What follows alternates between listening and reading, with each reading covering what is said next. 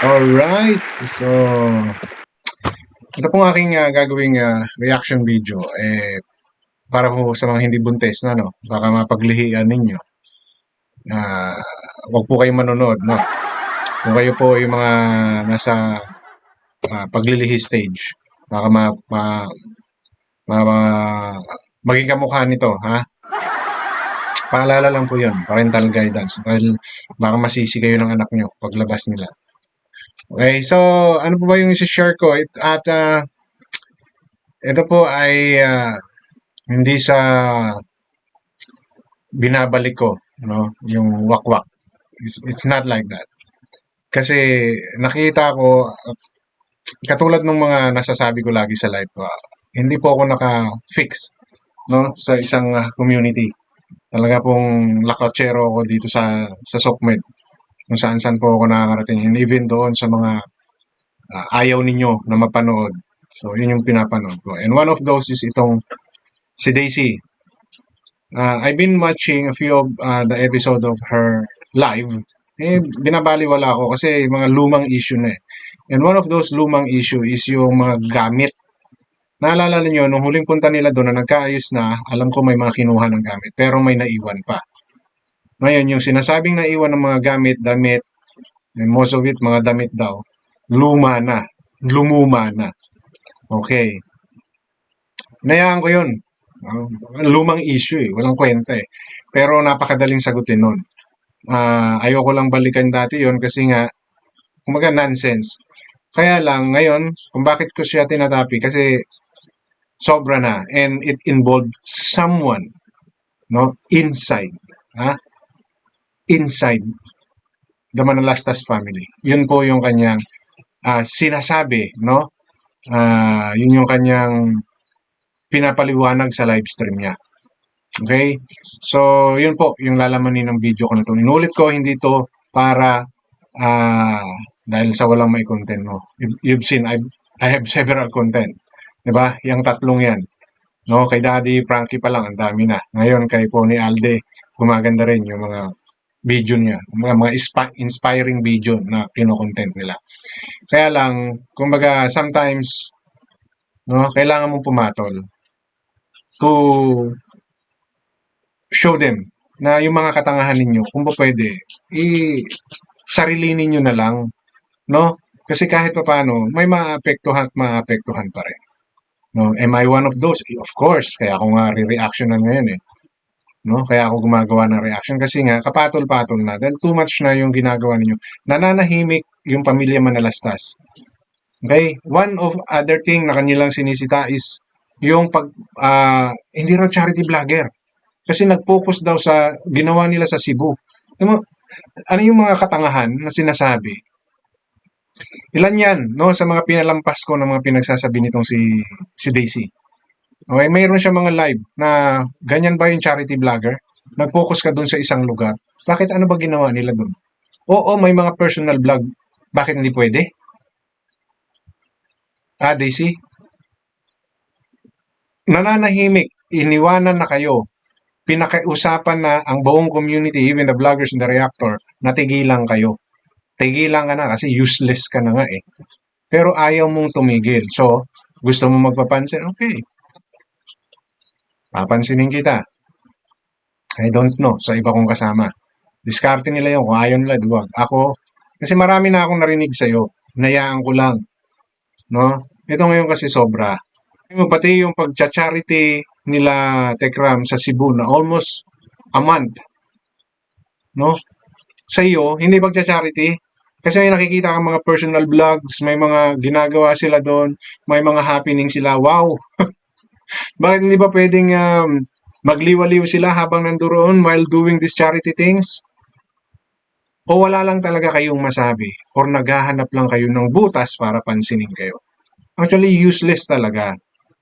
Diba? Kaya nga lang, yun minsan, kailangan mong bumaba sa level ng mga taong hindi dapat patulan para lang ipamukha yung mga katangahan na pinaggagawa. Diba? Ngayon, ito yung matindi kasi. Dito sa latest niyang content, ang dami niyang sinabi na medyo hindi na maganda, no? And it involved someone, no, sa mismong loob ng bahay ng manalastas. Okay? At may pinaparatangan silang inside job. Diba? Inside job daw yung nangyari. So yun po yung ating bibigyan na reaction sa video na to. At kung bago pa lang po kayo sa aking channel, welcome. And kung hindi po kayo nakasubscribe, please subscribe and hit that notification bell para maging aware kayo sa aking mga upcoming content. Any comment, suggestion, recommendation, leave it on our comment section. Issue lang po tayo, walang personalan.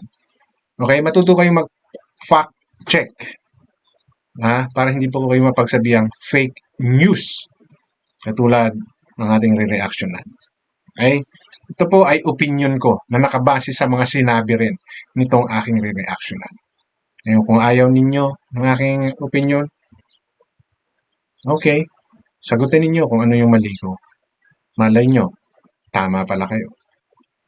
Okay, so ito po, no, kaya sinasabi ko kung kayo mga naglilihi, nagbubuntis, may mga kamag-anak na nanonood sa channel ko rin, ipaiwas nyo muna dahil baka mahirap na, baka kayo masisi ng anak nyo balang araw, ako pa yung masisi ninyo.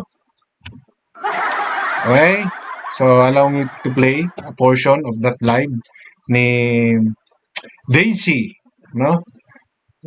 Alam nyo, iniisip ko tuloy, kaya tuloy-tuloy yung pagbanat nito sa mga manalastas.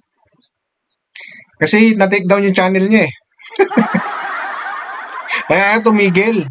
Di ba, ilang buwan na natin tinigilan to. Wala nang pumatol dito. Ako kahit gusto kong patulan to noon.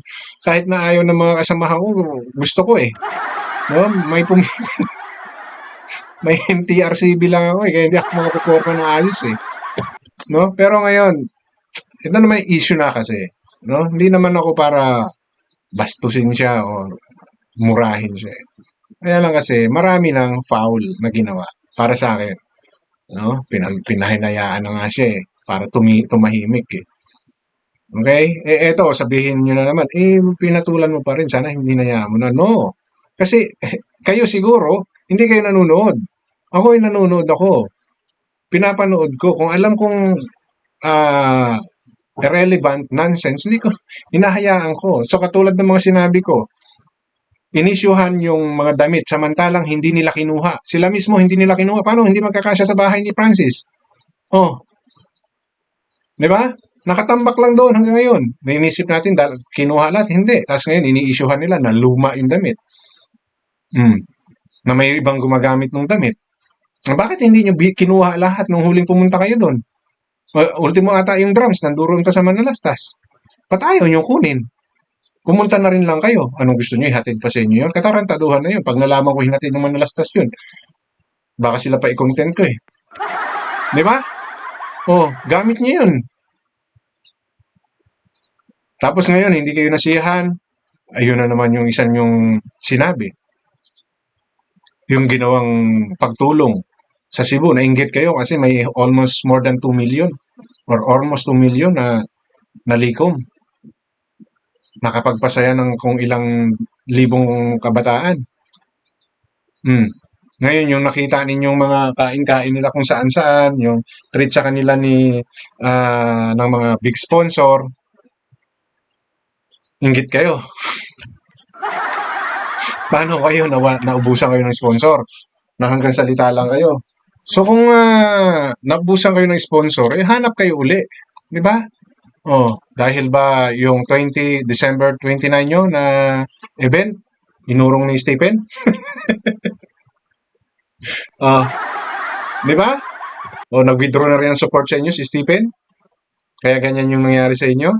So, kaya ayaw nyo lubayan yung Manalastas? Lalo ka na, Daisy? Huwag mo sabihin mali yung sinasabi ko. Di ba? Kasi hindi na kayo pinansin. Hinayaan na kayo, pero tuloy-tuloy ka pa rin. Ngayon, ito. Sobra naman na to. Di ba? Ang accusation nyo is beyond na eh. Doon sa, kumaga, hindi nyo na dapat pinakikialaman dahil hindi na kayo pinakikialaman eh. Okay? So, gusto nyo pa rin pakialaman din, makikialam kami. Ako, makikialam ako. No? Okay? So, ito po. Allow me to play this portion ng kanyang content na kung saan pinaliwanag niya. Kasi mahaba yung live niya pero actually ito yung reason kung bakit siya nag-live. Ngayon, kanya-kanya ng haka-haka yung mga medyo ah 80 niyang mga viewers, no, na ewan, mahirap talaga eh. Minsan mahirap talaga pumatol sa mga alam mong tanga na. Pero wala tayong magawa. Sometimes, di ba, kailangan natin magpakatanga para lang ipamukha sa kanila na tanga-tanga talaga sila. Excuse me po sa aking language. Hello, ma'am. I'm late. What was the topic lately? Yung pinag-uusapan po namin dito is about sa CCTV. Kasi nga, ayon sa aking butiki, andito siya. Ayon na sa aking butiki, na nawalan daw sila ng 500K worth of alahas. 'Di ba? Kaya sabi ko, what's the use of the CCTV? Bakit hindi nila i-check? Ang sabi niya, isang buwan lang palang gumana ang CCTV, in-off na nila. Kaya nga sabi ko, nung nawawala yung mga alahas ni Kuya, baliwala lang sa kanila, they never take action about it. So yan tuloy, nangyari din sa kanya kung ano ang nangyari kay kuya. Pero sabi nga namin, inside job yung nangyari. Kasi imposible naman yung kapitbahay mo, siya ang pumunta. Araw-araw may tao sa labas at sa loob. O, di po ba? Nandun nga lagi si Donya. Late, sabi ni Madam Elena. So, yon ang buod ng kwento. Ay, alisin ko ha, yung kumukha niya. Baka magalit kayo sa akin. Pangit pa naman ng pagkaka-post. Okay, alisin natin ha. Yun yung ano, yun yung pinaka synopsis, no? Or buod ng pinaka live niya na yan. It's about doon sa CCTV, perang nawawala, at inside job. No? So, yan yung tatlong dinidiscuss nila dyan. Okay, bago natin puntahan yan, no? Remember, lalo na sa inyo, ng mga matagal na rito, yung mga talagang nag-stay na rito, kayo mismo, nasaksihan ninyo kung paano gumawa ng kwento ito. Diba? DSWD, maliwanag sa inyong lahat yan.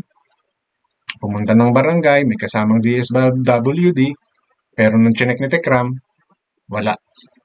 So what's my point? Kapanipaniwala ba yung sinasabi nito? Yeah, questionable na yun eh. Alam na nating lahat yun. Then, mayroong siyang butiki. Medyo maliit yun sa kanya, butiki eh. Kay Maharlika, puting ahas. Sa kanya, butiki. So, someone within the family or around the family of Manalastas ay may nagbibigay ng information sa kanya. Yun yung ibig niya sabihin. Di ba?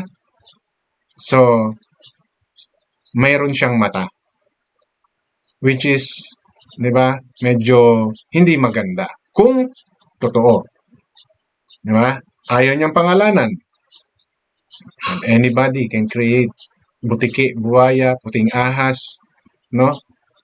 Kung ano man yung gusto nyong sabihin dyan sa inyong mga spy. Anybody can make that one para lang makagawa ka ng istorya. Ngayon, if ever may butiki siya sa bahay na yun, diba? Malinaw na eh na mayroon siyang spy. Alam mo na may ganunang pangyayari. For you to have a proof, resibo, pruweba, kasi hahanapan ka talaga. Why walang audio? Diba? Wala siyang nababanggit. Sige, sabihin natin, hindi niya paparinig yan. But, sasabihin niya yan kung meron. Diba? Accusation na walang solid proof. Sa Manalastas side, di ba? Kung totoo man na may ganito, hindi maganda. Di ba? Kasi nagtitiwala sila dun sa mga tao sa paligid, tapos pala mayroon pa ring tuta to na nandyaraan. Di ba? And alam natin na anything na lalabas from the manalastas, especially if that is a negative, iba yung epekto nun. No? Sa akin, or maybe sa iba, hindi tayo kagad maniniwala. We do our own analysis, we do our own conclusion, research, di ba?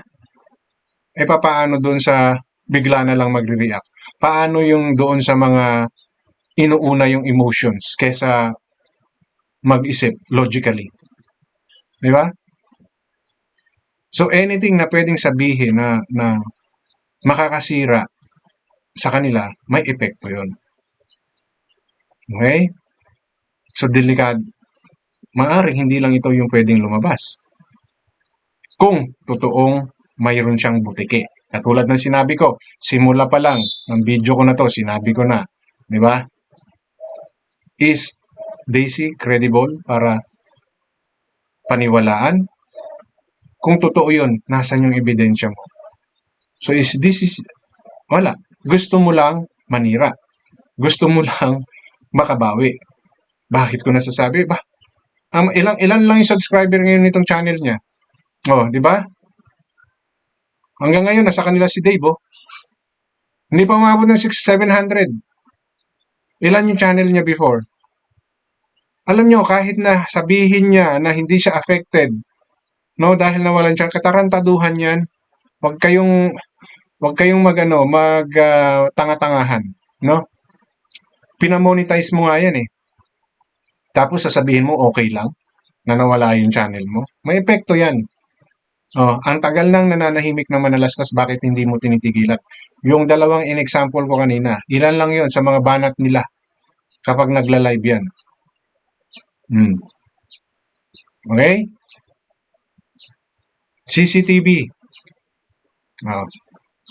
Pinagana yung CCTV for almost a month. Tapos, pinatay. Hindi na raw pinagana. Ano yun? Hindi ba nag-isip bakit? Di ba? Bakit nila gagawin yun? Ginastosan nila ng kung ilan libo yun.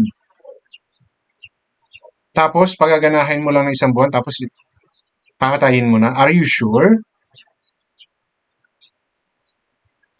At kung ginawa nila yun, ano yung reason nila para i-off lahat yun? Kasi may plano silang, nanakawan ko yung sarili ko. Di ba? Oh. Gagastos ka ng kung ilang libo, tapos pagaganahin mo ng isang buwan, anong logic? Alam niyo yung mga ganitong bagay, most likely, ipapaalam ka agad ng manalastas yan. No, magkakaroon sila ng content niyan. Kahit yan ay inside job or not.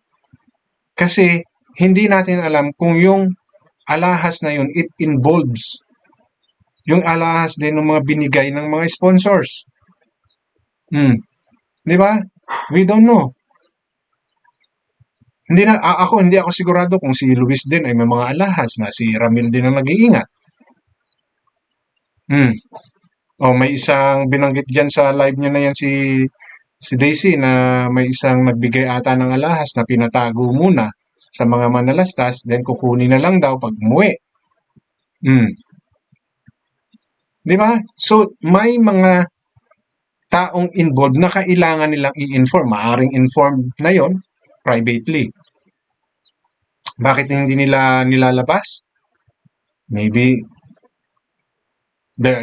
meron silang personal reason. Ayaw nilang palakihin. Ngayon, sinabi ninyo yan, nilabas niyo yan, malamang magpaliwanag sila dyan kung papatulan nila kayo. Diba? Ako lang naman yung pumatol eh. Ang sa akin kasi, marami na akong nakita na hinayaan ko. Kasi ito medyo mabigat ito. Dahil sinasabing, this might be an inside job. Hindi naman siguro, well, I cannot consider it as ina-accuse nila. That is their opinion. No? Opinion ni Daisy yun eh, na baka inside job daw no? So, hindi niya pa direct yung sinasabi na it's an inside job. Pero yun yung analysis niya. Can it be considered as ina-accuse? I don't know. No? Kasi we can say na nagbibigay lang siya ng opinion niya. Ang akin dito is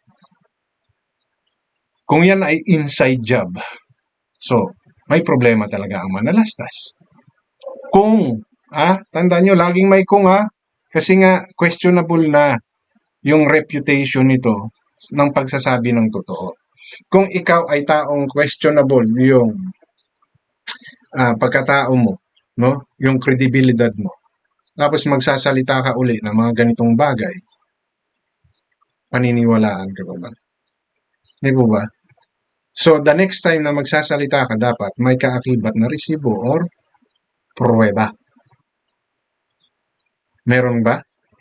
Madam Daisy? Di ba? Ang buong Tekram family meron dahil ano yung ginawa mong DSWD kamo.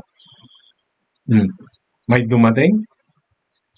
Yun lang yung natatandaan ko. Alam ko marami pa. Marami ka pang mga sinabi na sumablay. Ngayon, may butiki ka. Kahit man lang yung butiki mo, pakita mo. Which is malabong mangyari yan eh. No? Kahit naman ako, kung ako mayroong espiya sa isang bahay, sa isang lugar, hindi ko siya isisiwalat kasi mabibisto siya. So, di ba? Record something. In-audio record mo. Kasi kung video, halatang halata. So, audio record. Kung may telepono ka, i-record mo lang yun. Baba mo lang yun. Ilapit mo lang sa nag-uusap. Pwedeng-pwede na eh. Diba? Kilala naman ng lahat yung boses ng mga tao dun. Oh. Diba? Bakit wala?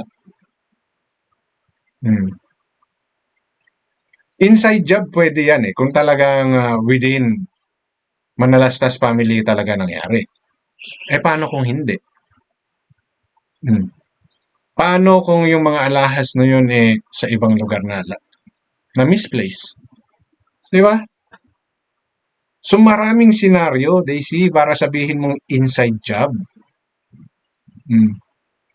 Ko-question ninyo yung CCTV. Isang buwan lang pinagana. Oh. Are you sure lahat yun isang buwan lang pinagana? Ngayon, kung hindi nila pinagana yun yung gusto kong malaman na reason. Diba? Kasi para sa akin, bakit ka mag-i-install nan tapos ipapatayin mo? No? For show? Kung kumukonsumo ng kuryente? Bakit? Gasino lang naman ba yan? Oh. Diba? Kumakain ng space? Dapat, in the first place, kinonsider mo muna yun bago mo pinakabit yung mga CCTV na yan. Kung yung space ang iniisip mo. Kasi baka mayroong sariling server yan. No? Na nanduron lahat. We don't know. Pero yan ay essential. Diba? Essential yan. Binabanggit mo nung nawala yung pera ni Dave, hindi sila nagka-interest or nawala yung mga lahas ni Dave, hindi sila nagka-interest kasi nga, sabi nyo nga, dahil baka nga hindi pinagana yung CCTV, ngayon nangyari sa kanila, no? Sabi ninyo karma kasi walang CCTV dahil hindi makita. Di ba, kung tinuloy ninyo, nagkatuloy-tuloy ng kaso, di ba may lalabas na CCTV? Footage from CCTV na lumalabas si Dave? Di ba? Sige, sabihin niyo, yun yung first month. Yun yung first month, kaya nahuli. Bakit nila ngayon papatayin yun or i-shutdown yung CCTV kung may mga ganong senaryo kasi wala na si Dave. Kaya inoff na nila. So yun ay para kay Dave lang. No? Kung nababanggit si Dave dito, kasi hindi mawawala yan. Hindi maalis ang pangalan ni Dave dito. Kahit na iba na yung kwento. No? Kasi pwedeng madugtong. Yung katulad nun. Nasasabi ka na tinurn off yung CCTV. So, paano nagkaroon ng footage, picture? Diba? Alam ko na ano yan. Kung itinuloy-tuloy yung kaso, mayroon sila mga CCTV footage na magpapakita kung ano pa yung mga pinagagawa. As far as I understand, Parang may mga ganun ako narinig. Hmm. Napakasimple lang, Daisy. Bakit nila pinakabit lahat yun? Unless there is really a valid reason. Di ba? And 500K worth of alahas? Are you sure? Baka naman 5,000 lang yan. Nadagdagan nyo lang ng zero. Parang baka katulad lang ng motor yan, dinagdagan ninyo ng sidecar. Di ba? Linawin ninyo. Puro kayo kwento rin lang. So, walang kwenta yan.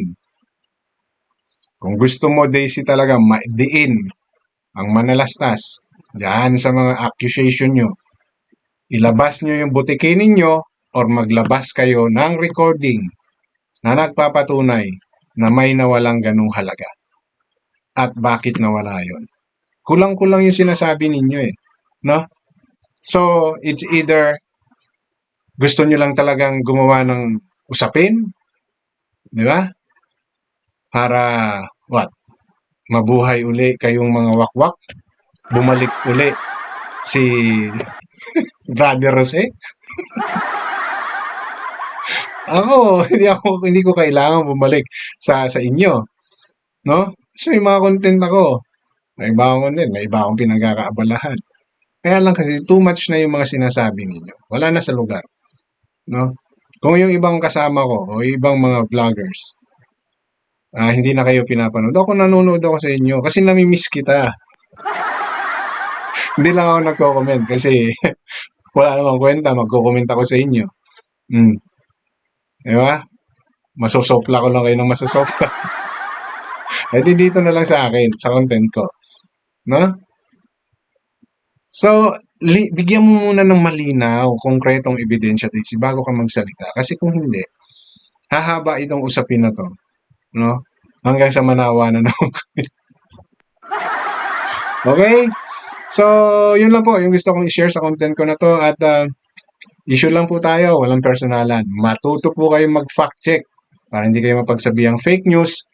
Produce evidence, no? Back up your story with the evidence para mas maniwala naman kami. Okay?